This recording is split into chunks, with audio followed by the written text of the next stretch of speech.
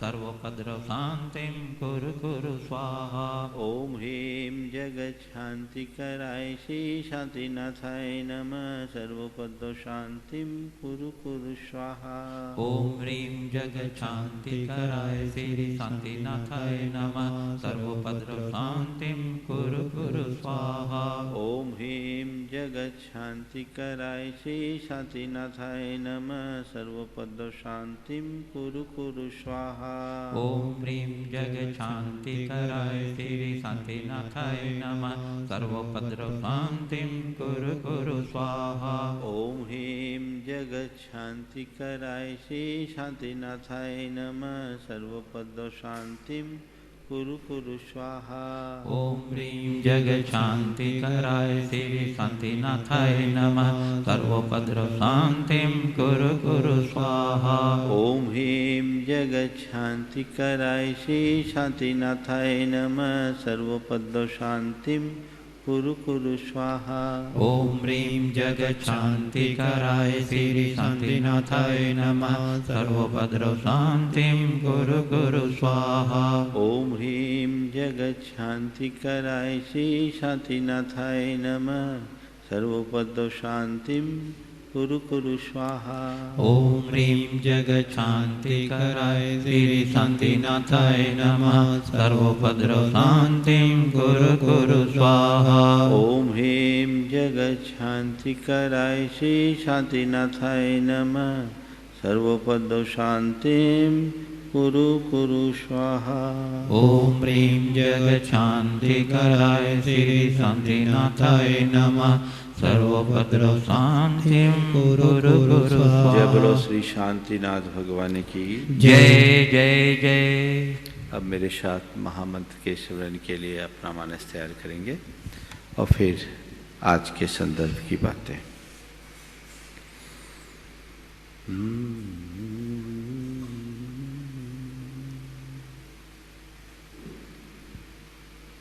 नमो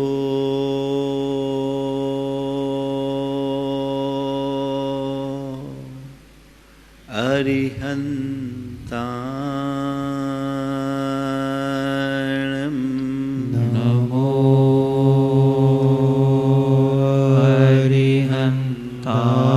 अरिहन्ताणं नमो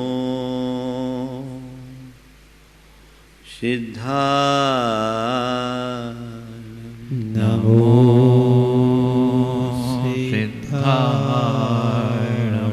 नमो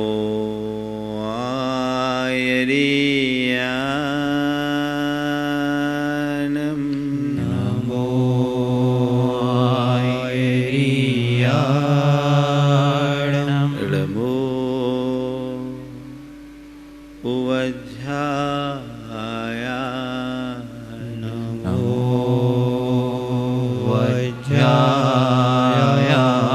वज्रायाणं नमो लोये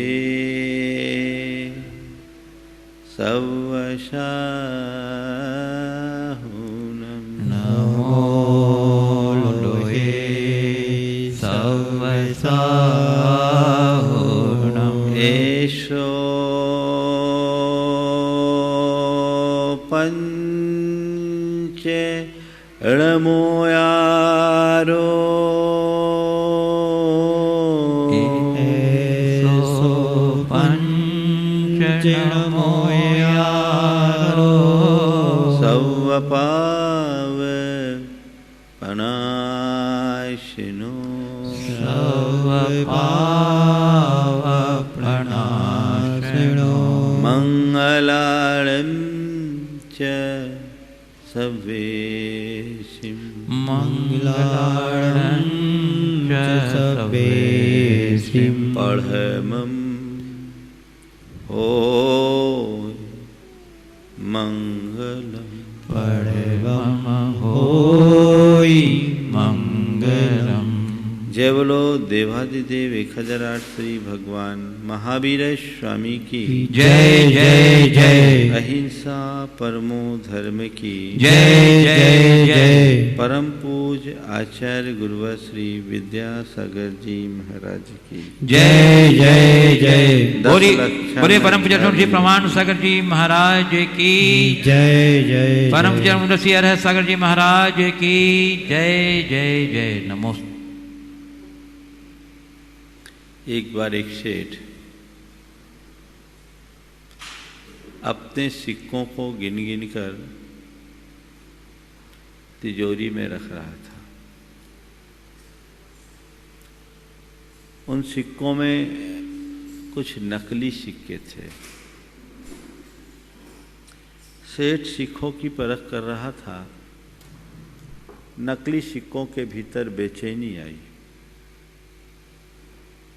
कि अगर ऐसी परख हुआ तो हमें तो फिर यहाँ जगह मिलेगी नहीं। तो उनमें एक बड़ा चालाक सिक्का था। उसने कहा परवाह मत करो, अपन ज़्यादा चमकना शुरू कर दो, सब चमकने लगो, सेठ को भ्रम हो जाएगा और हम सब सुरक्षित होंगे। बस प्रस्ताव सबको अच्छा लगा और सारे नकली सिक्के ज़्यादा चमकने लगे। उन सिक्कों की चमक देखकर सेठ भी मुग्ध हो गया और उन सबको तिजोरी में रखने लगा। इसी बीच धोखे से एक सिक्का नीचे गिरा। नीचे पत्थर थे, लेकिन सिक्के की आवाज़ से लगा कि ये तो पोला है। तब सेठ को थोड़ा संदेह हुआ कि सिक्के में चमक तो इतनी अधिक, लेकिन ये पोलापन क्या, चलो एक बार चेक करना चाहिए। और एक एक करके सब सिक्कों को जमीन पर पटक पटक कर चेक करने लगा और सारे नकली सिक्कों की हालत खराब हो गई। आज के संदर्भ में ये बात बड़ी उपयोगी प्रतीत होती है।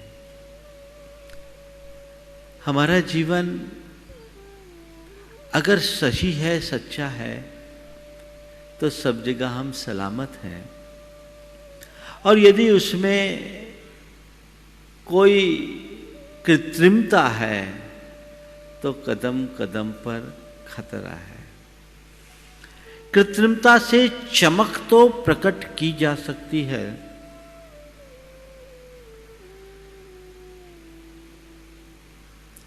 कृत्रिमता से चमक तो प्रकट की जा सकती है,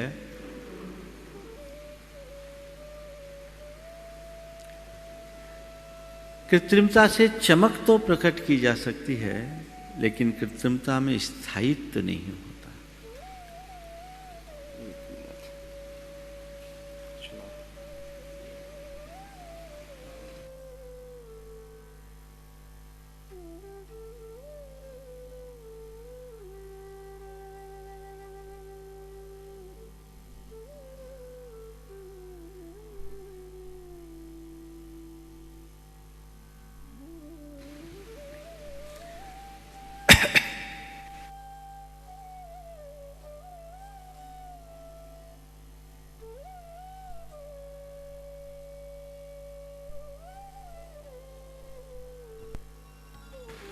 चलो ठीक है। मैं आप सबसे कह रहा था, कृत्रिमता में चमक तो हो सकती है, लेकिन वो स्थायी नहीं होती। आज नहीं कल पलटती है। मनुष्य के जीवन की एक विशेषता है, वो अपने जीवन में कई प्रकार की कृत्रिमताओं को ओढ़ता है और इसे वो अपनी बुद्धि की कुशलता मानता है, लेकिन पूरे जीवन पोल खुल जाने के भय से सशंकित भी रहता है। और जब पोल खुलती है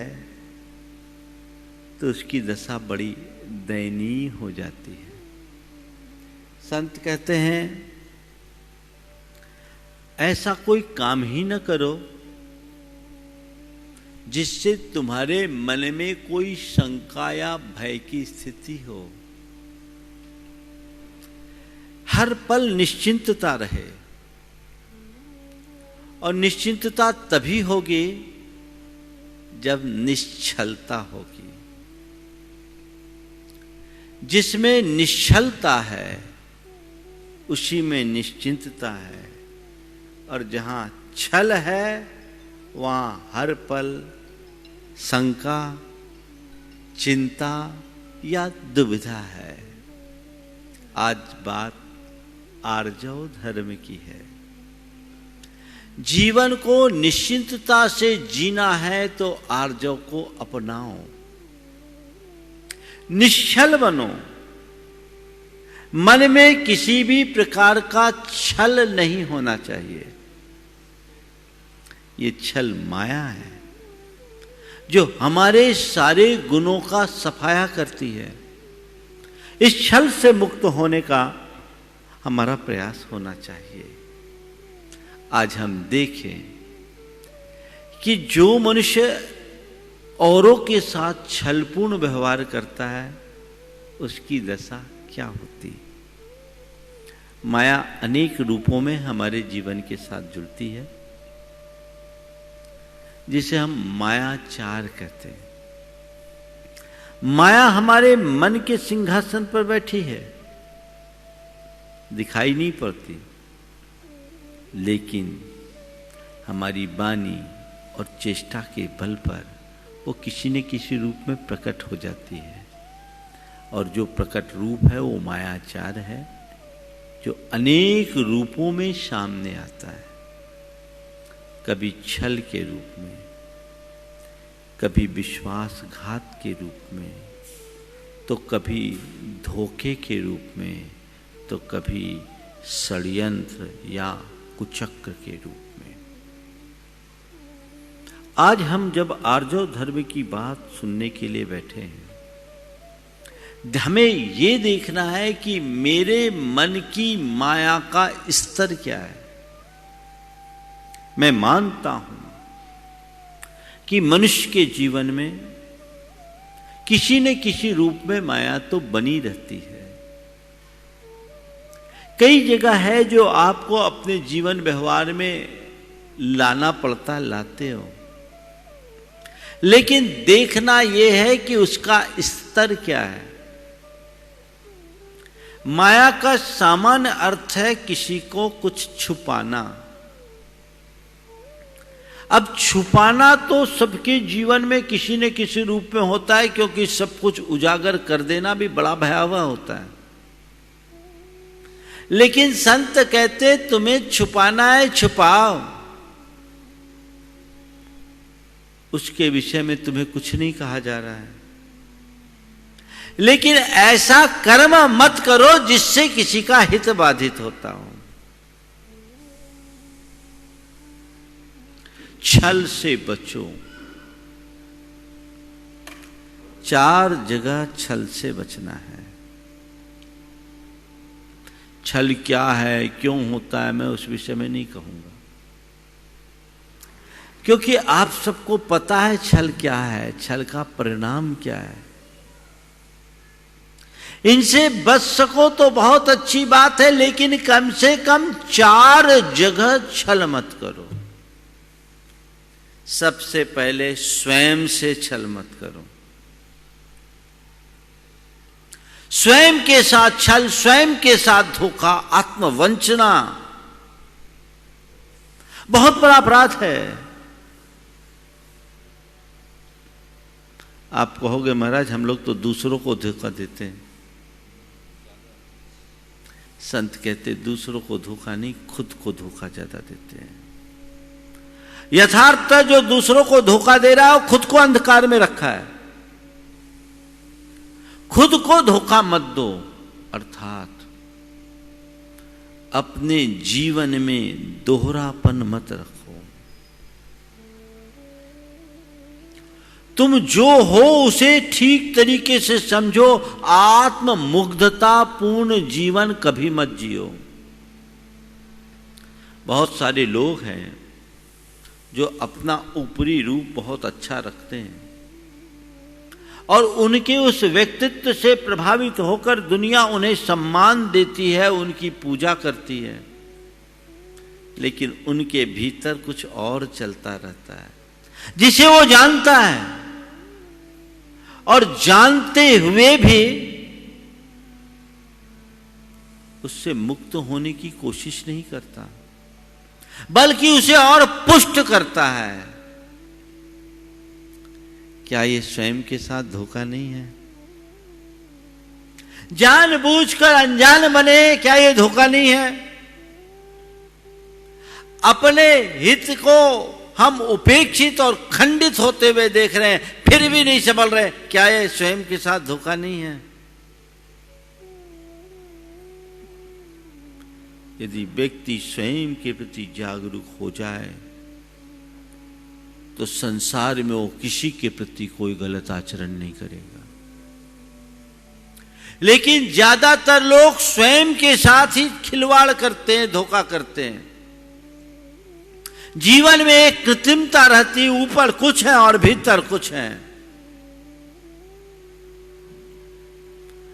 स्वयं के प्रति ईमानदार बनो, अपनी आंखें खोलो और देखो कि आखिर मैं हूं कहां। कहीं ऐसा तो नहीं है कि मैं ऊपर से तो बहुत फिट फाट दिख रहा हूं और अंदर सड़ांध को पाल रहा हूं। किसी व्यक्ति को तीव्र ज्वर हो और इसका एहसास होने के बाद भी वो व्यक्ति उसका उपचार न करे और ऊपर से अपने शरीर को ठंडा बनाने की चेष्टा करे और अपने आप को स्वस्थ मानने का भ्रम पाले, ऐसे व्यक्ति को हम क्या कहेंगे? क्या कहेंगे? थोड़ा बोलो। मूर्ख ही कहेंगे ना?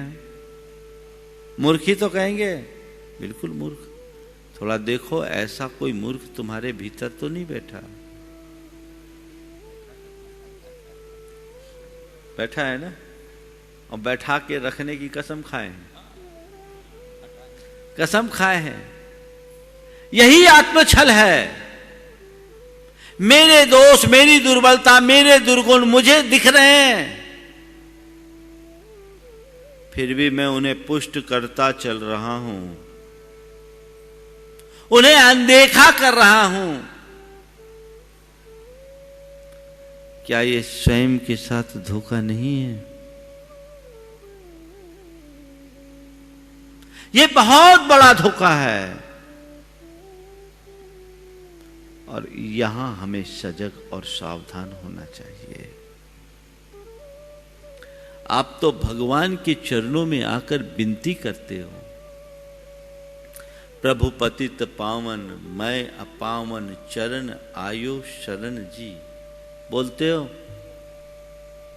हे भगवान, आप पतित पावन हैं, मैं अपावन हूं, बोलते हो कि नहीं? कभी अपने आप को अपावन महसूस किया? अपने भीतर की अपावनता को जानने का प्रयास किया? बोलो, फिर किसको सुना रहे हो? क्या ये खुद के साथ धोखा नहीं है? भगवान मैं अपावन हूं, मुझे इसका एहसास है और मुझे उस अपावनता को दूर करना है। ये संसार है, हर प्राणी का इतिहास अपावन है। मैं उसे स्वीकार करता हूं और उसे सुधारने के लिए संकल्पित होता हूं। ये भाव और प्रयास अगर हमारा जगे तो जीवन का काया पलट हो जाए। ये प्रयास हम कितना करते हैं, इसकी तरफ हम कितना देखते हैं? संत कहते उस ओर देखने की कोशिश करो। अपने आप के साथ छल या धोखा मत करो। एक दिन एक युवक मेरे पास आया, बड़े धार्मिक और संस्कारित परिवार का युवक था। इतना संयमी कि 12वीं क्लास तक उसने बाजार में पानी भी नहीं पिया, लेकिन इंजीनियरिंग में पढ़ाई करने के लिए गया। संगति के प्रभाव में आकर वो मद्यपान करने लगा, शराब पीने लगा। यह उसकी प्रवृत्ति बन गई। एक रोज वो मेरे पास आया, आंखों में आंसू की धार। प्रवचन सुनकर वो बड़ा उद्वेलित हुआ। उसने कहा, महाराज, आज मुझे घोर आत्मग्लानि हो रही है। मैं अपने आप को खुद के नजरों से गिरा महसूस कर रहा हूं। मैं खुद के नजरों से गिरा महसूस कर रहा हूं। मुझे ऐसा लग रहा है जैसे कि मैं अपने ही नजर से गिर गया। महाराज, आप लोग मुझे बहुत धार्मिक समझते हैं, मेरे परिवार के लोग मुझे बड़ा धार्मिक समझते, बहुत विश्वास करके मुझे वहां भेजा, पर मैं दोस्तों की संगति में आकर सबके विश्वास को खंडित किया। मुझे लगता है कि मैंने किसी के साथ नहीं, खुद के साथ बहुत बड़ा धोखा किया। दोस्तों की बातों में आकर मैंने अपने 18 साल की संस्कारों की होली जला दी। महाराज, मुझे प्रायश्चित दे। उसकी आत्मा जागी, उसके हृदय में आत्मग्लानि हुई। वो स्वयं को सुधारने का संकल्प ले लिया। इस संकल्प बोध उसका जगा, जीवन बदल गया। संत कहते हैं, जो स्वयं के प्रति जागरूक होता है वो स्वयं के प्रति कभी छल नहीं करेगा। जो खुद के प्रति निश्चल होगा वही औरों के प्रति निश्चलता का व्यवहार करेगा। अपने आप को जांचिए, परखिए कि अपनी आत्मा के साथ तुम कोई धोखा तो नहीं दे रहे हो। जो आत्महित से खिलवाड़ करते हैं वे आत्मा के साथ धोखा देने वाले हैं। उनसे अपने आप को बचाकर ले चलने की जरूरत है। तो आज आर्जव धर्म के दिन एक संकल्प लीजिए, मैं स्वयं के प्रति ईमानदार बनूंगा, स्वयं के प्रति ईमानदार बनूंगा। ये संकल्प जागृत हो जाए तो तुम्हारा जीवन अपने आप प्रामाणिक बन जाएगा।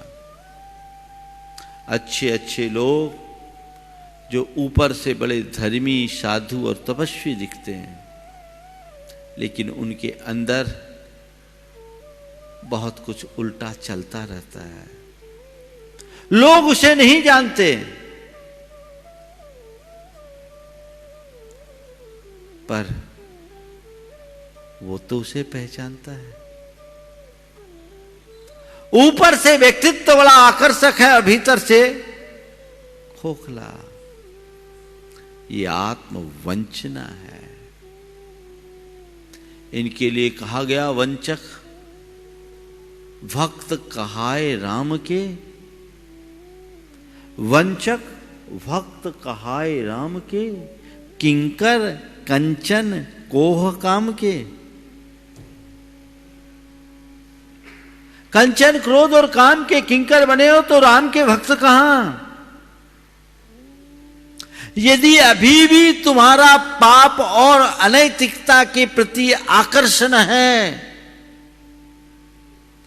ऐसे कर्मों में तुम लिप्त हो, भले दुनिया उनसे अनजान है, तुम तो जान रहे हो, स्वयं से धोखा, स्वयं से छल, इससे अपने आप को सदा मुक्त रख करके चले। दूसरे क्रम में स्वजनों से छल। स्वजनों में माँ बाप, भाई बंधु, पुत्र, पत्नी, संतान सब आ जाते हैं। आजकल देखने में ये आता है कि लोग अपनों से ज्यादा छिपाव और छल रखते हैं। आज आप किसी भी व्यक्ति को मोबाइल को मांग कर देख लीजिए, बिना सिक्योरिटी लॉक के आपको नहीं देगा, चाहे बच्चे हों या बड़े। ये किस बात का प्रमाण है? उस व्यक्ति के अंदर ऐसा कुछ पल रहा है जो सही नहीं है। ये छल है ना, और छल तो कई रूपों में होता है। बड़े अलग अलग तरीके से लोग करते हैं, और कई जगह तो ऐसे भी प्रसंग देखने में आ जाते हैं जो अनैतिक ही नहीं, अमानवीय भी हो जाता है। अपने माता पिता के प्रति अमानवीय व्यवहार, ये छल और धोखे का सबसे विकृत रूप है। मैं सम्मेद शिखर जी में था, एक माता जी मेरे पास आई।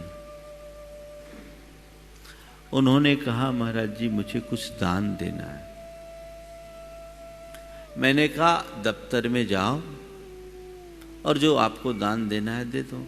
नहीं महाराज श्री, मुझे आपसे ही बात करना है। साधारण सी थी, भावना बड़ी प्रगाढ़ थी।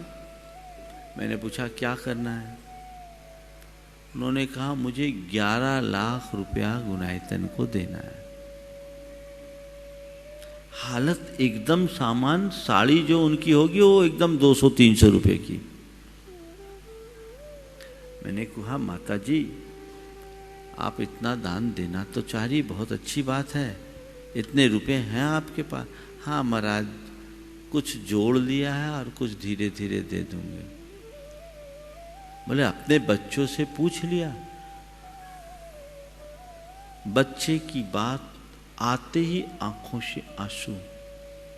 बोले महाराज क्या पूछना, आप तो हमें आशीर्वाद दे दें, हम ये काम कर लें। बोले कौन है तुम्हारे? बोले हमारे पति थे वो चले गए, वो टीचर थे, मैं टीचर थी, तो महाराज जी मैं भी रिटायर हो गई, मुझे मेरी पेंशन मिलती है और मेरे पति देव की भी पेंशन मुझे मिलती है, उससे मेरा काम चल जाता है। बोले कौन और तुम्हारे घर में? बोले महाराज एक बेटा एक बेटी। बेटी की शादी कर दी, वो अपने ससुराल में रहती, पर महाराज बेटे के विषय में क्या कहूँ। आज एक ही बेटा, मैंने उसे पढ़ाया, उसके पिताजी बहुत कम उम्र में चले गए थे।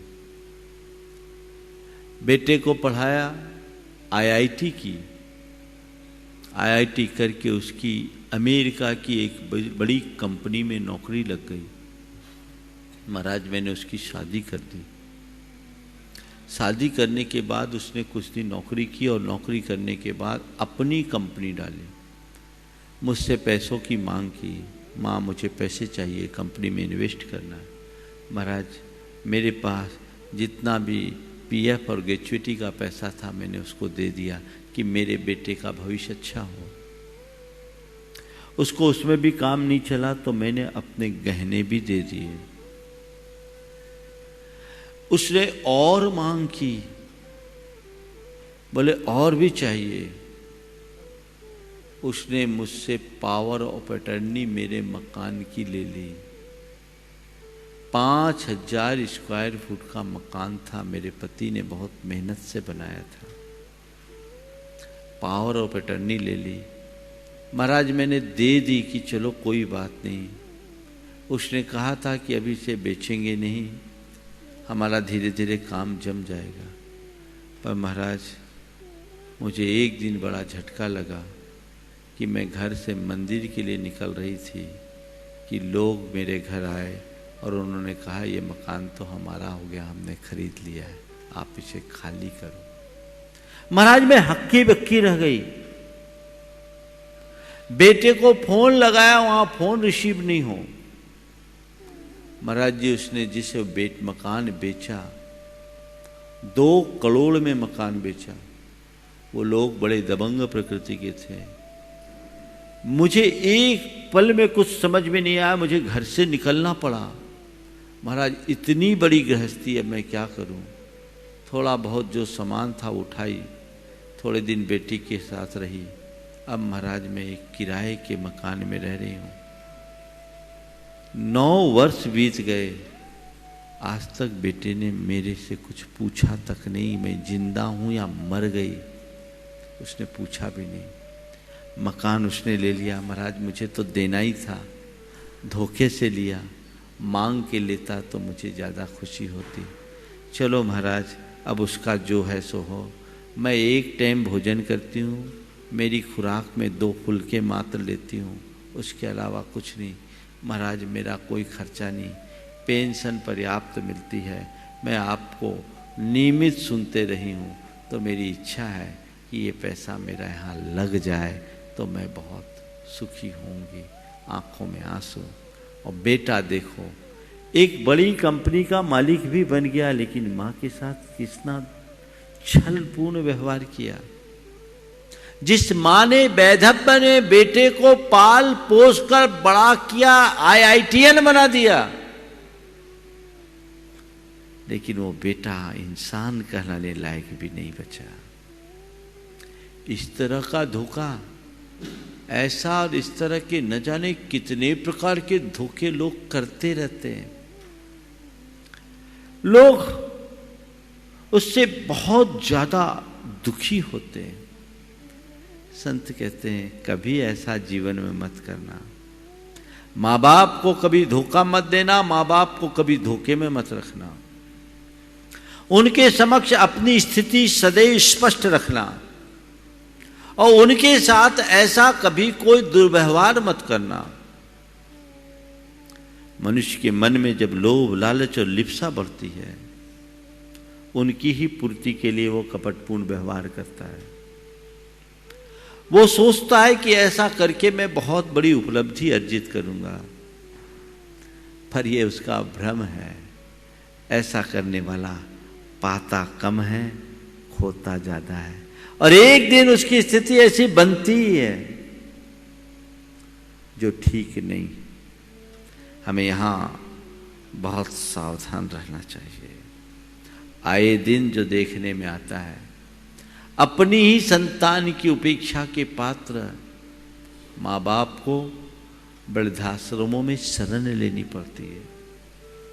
कई वृद्धाश्रमों की बात आज देखने में आती है, जहां बड़े बड़े पढ़े लिखे अफसरों के माँ बाप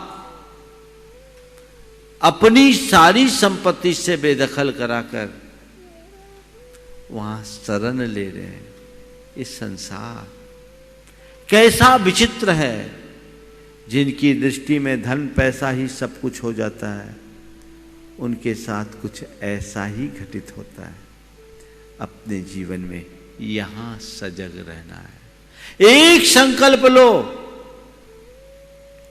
कि हम अपने माँ बाप के साथ जीवन में कभी छल नहीं करेंगे।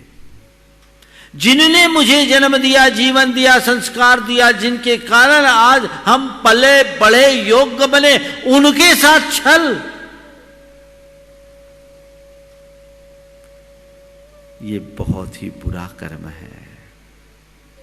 कभी नहीं करना। लोग आजकल दुनियादारी में इतने मगन हो जाते हैं कि ये सब बातें उन्हें बहुत सामान्य दिखने लगती है। माँ बाप अपने बच्चों पर विश्वास करते हैं और बच्चे उन विश्वास को खंडित कर देते हैं, चाहे पैसे के मोह में, या युवक युवती अपने मित्रों के मोह में, गर्ल फ्रेंड और वाई फ्रेंड के चक्कर में फ्रॉड करते हैं, अपने मां बाप से ही चीटिंग और धोखा करते हैं। अगर मां बाप को कभी कोई संशय होता है तो बड़ी चतुराई से पेश आते हैं, उन्हें विश्वास में लेते हैं, लेकिन जब भंडा फोड़ होता है तो उनकी दशा बड़ी दयनीय हो जाती है। संकल्प लो आज आर्जव धर्म के दिन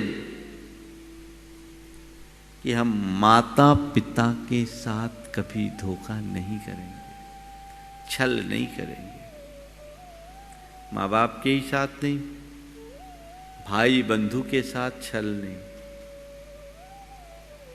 आज भाई भाई के साथ भी बहुत छल करता है, जब माँ बाप को ही नहीं छोड़ता तो भाई भाई को क्या छोड़ेंगे।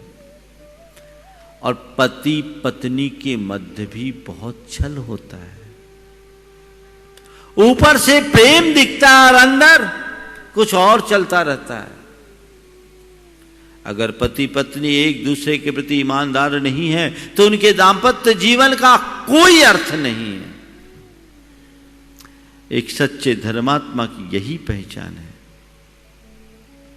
कि वो अपने जीवन में पारदर्शिता रखे, निश्चलता।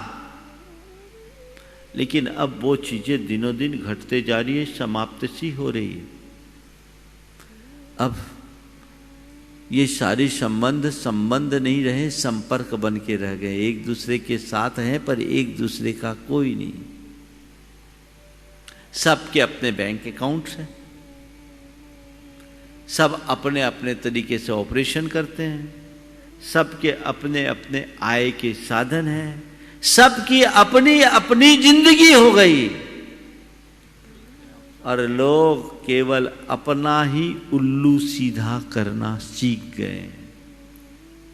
अपना उल्लू सीधा करने के लिए न जाने कितने प्रकार का उल्टा सीधा कर्म करने लगे। यही हमारे जीवन को बेईमानी बनाता है। ये सब बेईमानी है। वहां साफ रहना चाहिए, लेकिन क्या करे, संस्कार में ही हमें यह सब सिखाते हैं। माँ कहती है ये बात पापा को मत बताना, और पापा कहते हैं ये बात मम्मी को मत बताना। बचपन में ही उल्टे संस्कार जिसके पड़ जाएंगे वो अपने जीवन में आखिरकार ईमानदार कैसे रह पाएगा। संतान से छल नहीं, स्वजनों में किसी से भी कभी कोई छल मत करना, निश्चलता रखना। तीसरी बात, अपने कल्याण मित्र से कभी छल मत करना। कल्याण मित्र में तुम्हारा हितकारी आता है,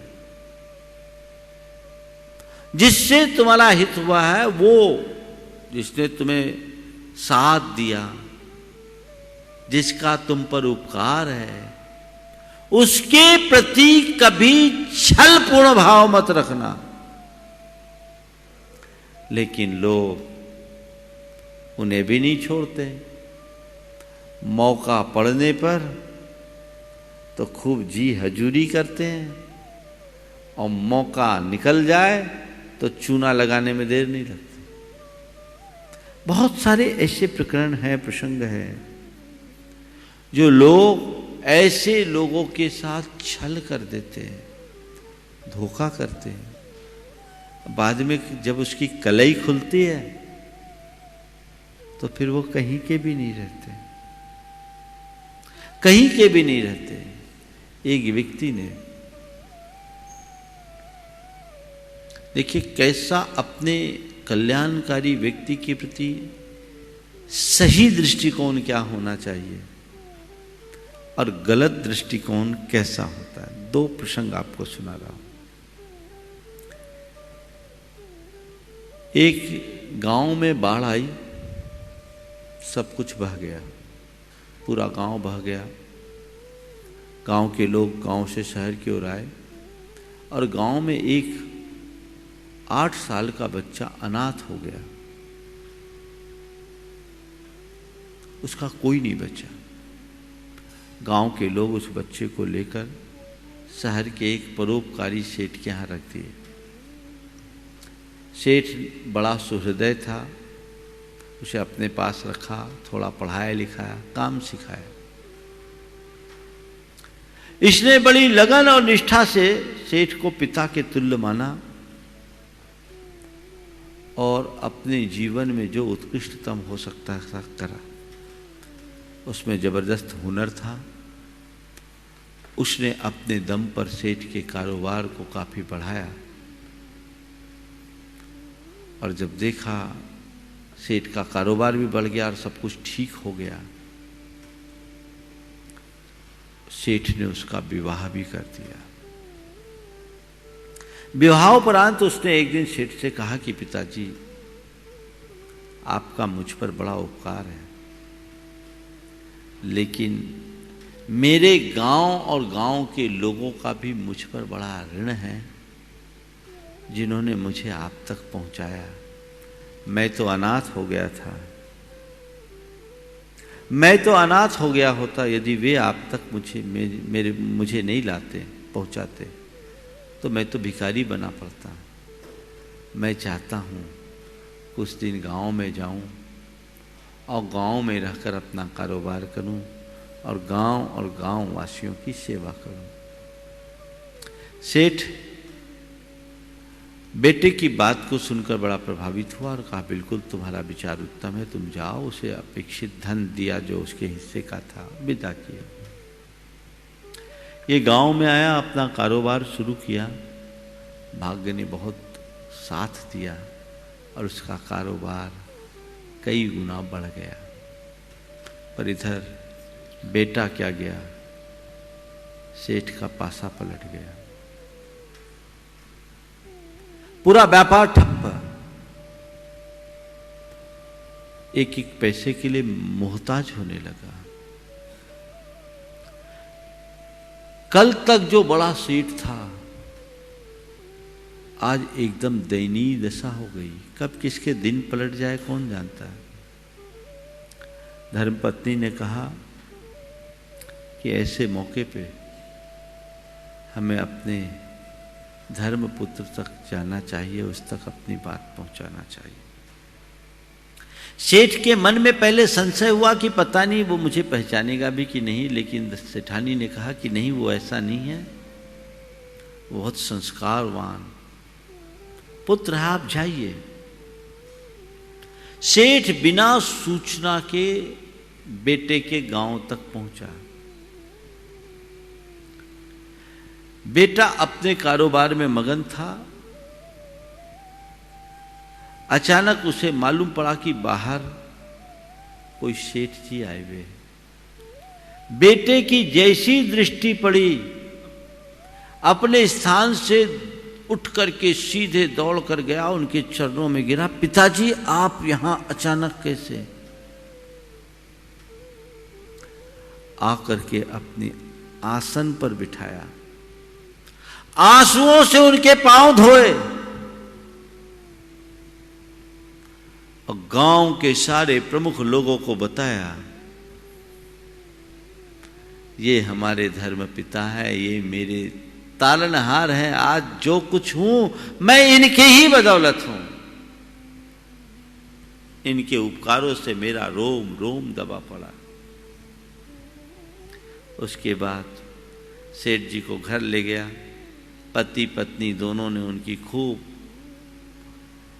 सत्कार आवभगत किया, सेवा की और फिर स्थिति को बिना कही उसने जान लिया और कहा, पिताजी आपको कुछ कहने की जरूरत नहीं, मैं सब समझता हूं, आप चिंता मत करें, आप यहां आराम से रहें। ये जो कुछ है वो सब आपका है, क्योंकि मैं आपका हूं। आप यहां का काम संभालिए, मैं शहर में जाता हूं। सेठ से सब बातें समझी, क्या लेन देन है। कुछ पूंजी लिया और सेठ को अपने चालू दुकान में बिठाया और खुद शहर में बंद हुए प्रतिष्ठान को चालू करने में लग गया। अपनी कुशलता से उसने उसे कई गुना बढ़ा दिया। और जब सब कुछ जम गया तो कहा, पिताजी अपनी अमानत संभालो। ये एक निश्चलता पूर्ण कृतज्ञता का उदाहरण है। अगर उसके हृदय में ये निश्चलता नहीं होती तो कृतज्ञता का भाव भी नहीं होता। हो सकता है सेठ को पहचानने से भी इनकार कर दिया होता, या बहुत ज़्यादा होता तो थोड़े बहुत पैसे देके अपने आप को सलटा लेता। लेकिन धर्म कहता है नहीं, जो मेरा कल्याण मित्र है उसके साथ धोखा कतई नहीं। एक दूसरा प्रकरण एक मजिस्ट्रेट ने मुझे सुनाया। मैंने चर्चा में कहा कि तुम अपने किसी ऐसे केस का अनुभव सुनाओ जिसे तुमने अपने अंतर मन से निर्णय दिए हो और जो आज भी तुम्हारे जेहन में। उन्होंने एक प्रकरण सुनाया। एक महिला थी जिसका आगे पीछे कोई नहीं था। उसकी सेवा करने वाला एक व्यक्ति था। उसकी एक संपत्ति थी। भविष्य में वो उसे ही देना चाहती थी और देने के लिए उसने उसके नाम पर वसीयत भी बना दी थी। लेकिन उस व्यक्ति के मन में छल आ गया कि पता नहीं ये वसीयत कल बदल न दे, कल बदल न दे, तो उसके लिए उसने धोखे से रजिस्ट्री करा ली। वसीयत के पेपर बोलकर उस बूढ़ी अम्मा से रजिस्ट्री करा ली।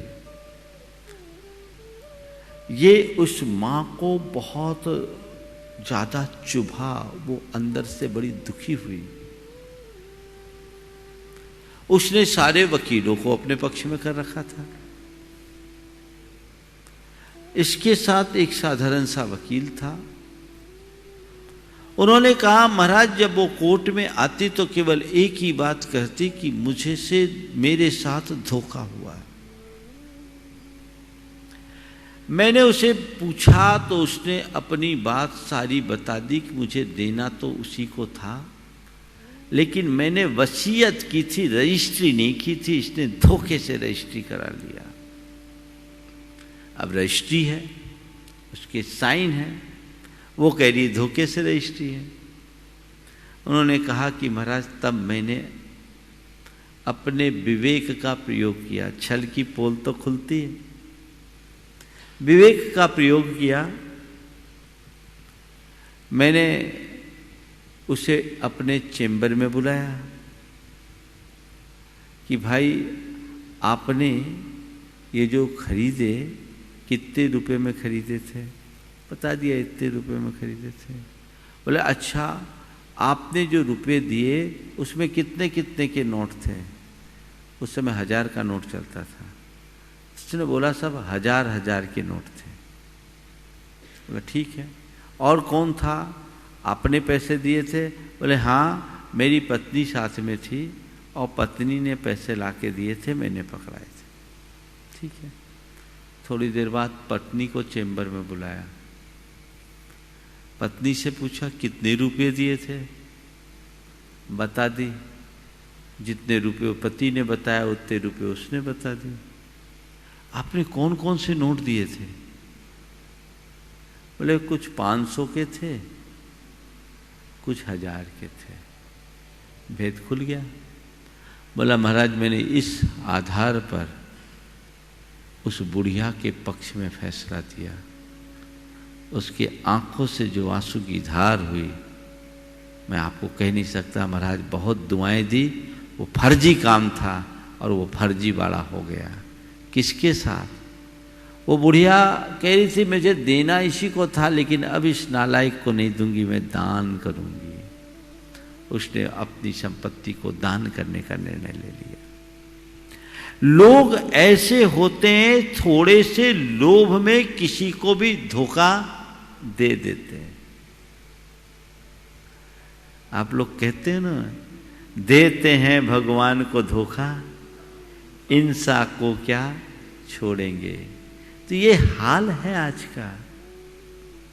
कभी जीवन में ऐसे व्यक्ति को जो तुम्हारे लिए कभी मददगार बना है, कभी धोखा मत देना, उससे कभी छल मत करना। लेकिन क्या बताएं, मैं जिसके हाथ में एक फूल देकर आया था, मैं जिसके हाथ में एक फूल देकर आया था, उसी के हाथ का पत्थर मेरी तलाश में है। जिसे मैंने फूल दिया, उसके हाथ का पत्थर मेरी तलाश में है। ये कैसी विडंबना, ये घोर अधर्म है, नीच कर्म है, पाप है। तुम कितना भी धर्म करो, दान करो, पुण्य करो, त्याग करो, तपस्या करो, व्रत करो, उपवास करो, इस तरह का छलपूर्ण कार्य तुम्हारा कभी उद्धार नहीं होने देगा। ये तुम्हारे जीवन का कलंक है। इस कलंक से बचने के लिए सदैव संकल्पित रहो। चौथा, धर्म क्षेत्र में छल नहीं। धर्म क्षेत्र में छल, आजकल लोग धर्म क्षेत्र में भी छल करते हैं, बहुत धोखा। चाहे धर्म क्षेत्र हो, गुरु भी इसमें आते हैं, सबको लोग चूना लगाते हैं। एक जगह एक आदमी ने मंदिर में शांति धारा में सोने की झाड़ी चढ़ाई। देखो कैसा होता आजकल का बाजार। मुन्ना भाई समझ गए, सोने की झाड़ी चढ़ाई, चांदी का सिंहासन भी और सोने की झाड़ी।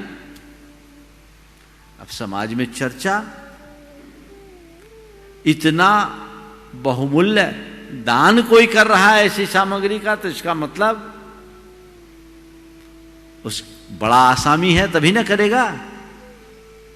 सोने की झाड़ी और चांदी का सिंहासन, 10-15 लाख का माल, ज्यादा का ही होगा, 20 लाख का और ज्यादा का। हाँ, झाड़ी कम से कम, आजकल तो सोना 50-55 हजार का है, ये साल भर पहले की बात है। अब इतनी सोने की झाड़ी और चांदी का सिंहासन बाजार मंदिर में चढ़ाया, बाजार में चर्चा, व्हाट्सएप घूम गया। और बाद में पता लगा बाजार से करोड़ों लेकर चपत हो गया। लोगों से ले लिया, लोगों ने उसको दे दिया, भाई यहां हमारा सेव इन्वेस्टमेंट है। हाँ, और समाज की औरतें मुग्ध हो गई, सबने पैसे दिए, और वो पैसा नहीं दिया, मार्केटिंग किया। दिया ही इसलिए था कि लोग हम पर भरोसा करें। अब बताओ, ये धर्म है या अधर्म? ऐसा जीव कहां जाएगा जिन्हें उसने ठगा, जिनके साथ धोखा किया, उनका तो केवल धन गया, पर जिसने ऐसी ठगगिरी की, उसका धन, धर्म, सर्वस्व गया। उसे ये पता नहीं कि ऐसा करके वो अपने जीवन के साथ कितना बड़ा अनर्थ कर रहा है।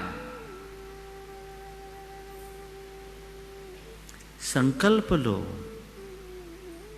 धर्म क्षेत्र में मैं दोहरापन नहीं रखूंगा, दूषित उद्देश्य की पूर्ति पूर्ति के लिए कभी मैं धर्म का काम नहीं करूंगा।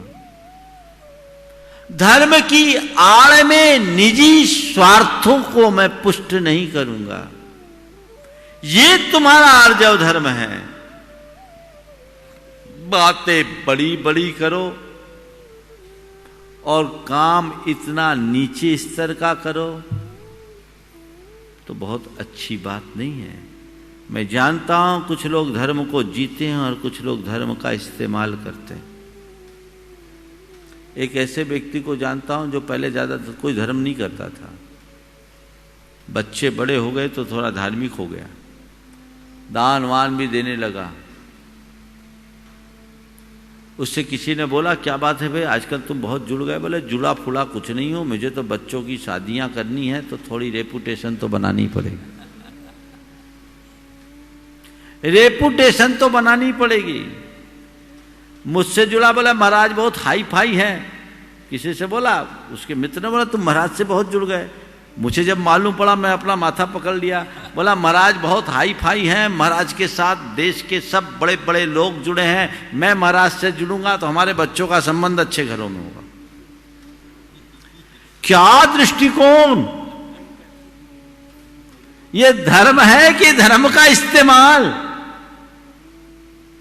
गुरुओं का भी भंडाधार कर दे ऐसे लोग, गुरुओं से भी छल कर देते हैं। होता कुछ है, प्रकट कुछ करते हैं। अपने निहित स्वार्थों की पूर्ति के लिए जो भी ऐसा कर्म करते हैं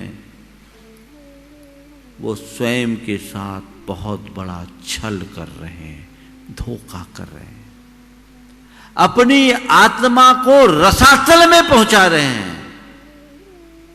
भव भव के दुख का पात्र बन रहे हैं। यहां बहुत सजग और सावधान रहने की जरूरत है। हालांकि मैं तो बहुत आंखें खोल के रखता हूं, मैं देखता हूं, मेरे संपर्क में आने वाले लोगों को भी मैं अच्छे से नाप तोल कर लेता हूं। मुझे पता है किसकी बात में कितना गुनाह करना, कितना भाग देना है। और मैं अपना गुनाह भाग न लगाऊं ना तो लोग मुझे भी बेच दे।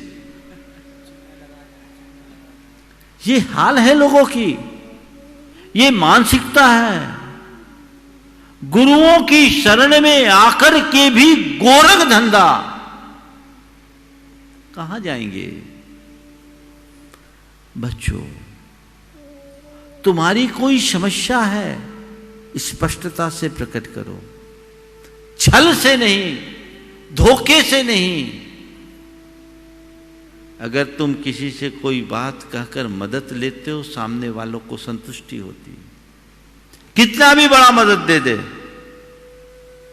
लेकिन किसी से धोखे में तुम 10 रुपया भी ठगते हो ना तो उसकी बद्दुआएं मिलती है।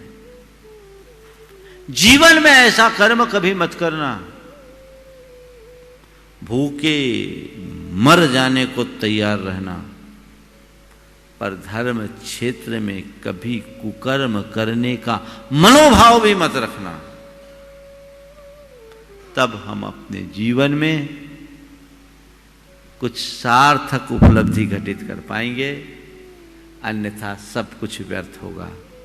समय आप सबका हो रहा है, अभी विधान आप सबको करना है। आज पूजन में आप बहुत आनंदित हुए, ऐसा ही आनंद आप लेते रहें। परिणाम को सरल करें, अंदर मन निर्मल बना के रखें। भीतर अगर हम साफ स्वच्छ रहेंगे तो सब कुछ ठीक रहेगा। हम एक दूसरे का विश्वास जीतें और एक दूसरे के विश्वास पर खरे उतरे। कभी किसी के साथ विश्वासघात न करें, धोखा न दें, ठगे नहीं, किसी कुचक्र का हिस्सा न बने, किसी के प्रति षड्यंत्र न करें, छद्म रूप न अपनाएं। यदि ऐसा करेंगे तभी हम अपने जीवन को सही दिशा दे पाएंगे। समय आप सबका हो गया। पार्श्वनाथ भगवान की जाप के साथ मैं विराम दूंगा। आज गाड़ी बिल्कुल समय पर आई है और समय पर पहुंची है। आगे विधान शेष है, आप पूर्ण आनंद के साथ उसे संपन्न करेंगे। मध्याह्न का तत्वार्थ सूत्र जो भी समय उसी पर होगा। पार्श्वनाथ भगवान की जाप। ओम ह्रीं अर्हंसि पार्श्वनाथ जिनेन्द्राय नमो नमः। ओम ह्रीं अर्हंसि पार्श्वनाथ जिनेन्द्राय नमो नमः। ओम ह्रीं अर्हंसि पार्श्वनाथ जिनेन्द्राय नमो नमः। ओम ह्रीं अर्हंसि पार्श्वनाथ जिनेन्द्राय नमो नमः। ओम ह्रीं अर्हंसि पार्श्वनाथ जिनेन्द्राय नमो नमः। ओम ह्रीं अर्हंसि पार्श्वनाथ जिनेन्द्राय नमो नमः। ओम ह्रीं अर्हंसि पार्श्वनाथ जिनेन्द्राय नमो नमः। ओम ह्रीं अर्हंसि पार्श्वनाथ जिनेन्द्राय नमो नमः। ओम ह्रीं अर्हंसि पार्श्वनाथ जिनेन्द्राय नमो नमः। ओम ह्रीं अर्हंसि पार्श्वनाथ जिनेन्द्राय नमो नमः। ओम ह्रीं अर्हंसि पार्श्वनाथ जिनेन्द्राय नमो नमः। ओम ह्रीं अर्हंसि पार्श्वनाथ जिनेन्द्राय नमो नमः। ओम ह्रीं अर्हंसि पार्श्वनाथ जिनेन्द्राय नमो नमः। ओम ह्रीं अर्हंसि पार्श्वनाथ जिनेन्द्राय नमो नमः। ओम ह्रीं अर्हंसि पार्श्वनाथ जिनेन्द्राय नमो नमः। ओम ह्रीं अर्हंसि पार्श्वनाथ जिनेन्द्राय नमो नमः। ओम ह्रीं अर्हंसि पार्श्वनाथ जिनेन्द्राय नमो नमः। ओम ह्रीं अर्हंसि पार्श्वनाथ जिनेन्द्राय नमो जय बोलो नमः। चिंतामणि श्री पार्श्वनाथ भगवान की जय। परम पूज्य आचार्य गुरुवर श्री विद्यासागर जी महाराज की जय। बोलिए परम पूज्य 108 मुनिवर श्री प्रमाण सागर जी महाराज की। मुनिवर श्री अरहत सागर जी महाराज की। आज का कार्यक्रम मध्याह्न 3 बजे से पूज्य गुरुदेव के द्वारा तत्वार्थ सूत्र ग्रंथ की 3य अध्याय का व्याख्यान और तदुपरांत 4:40 से 5:40 तक में प्रथम चरण में तत्वार्थ सूत्र के 10वें अध्याय का वाचन, तदुपरांत प्रतिक्रमण का कार्य संपन्न होगा। आप इसी तरह अपने कार्य समय को व्यवस्थित करते हुए सभी कार्यों में आनंदित होकर के भाग लें।